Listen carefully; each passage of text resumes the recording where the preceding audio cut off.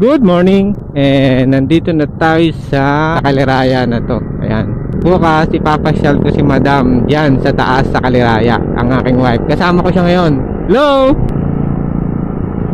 Tapos yung dalawa namin pusa, kasama namin si Garfield at saka si Sylvester. So first time nilang bumiyay ng 3 hours. So okay lang naman sila, relax lang naman sila kasi meron kaming binili na cage nila na bag. Nilagyan naman ni Madam ng malambot na sapin para komportable sila. So may dala rin kami na mga kailangan nila tulad ng pagkain, tubig, mga wipes nila. Yan.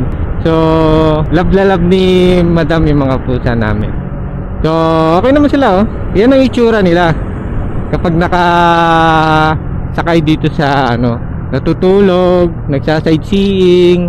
And we're here at the hydro namin kung tawagin yan dito sa Lumban. Sa lahat ng bibiyahe, ride safe po sa lahat and chill ride lang, alright?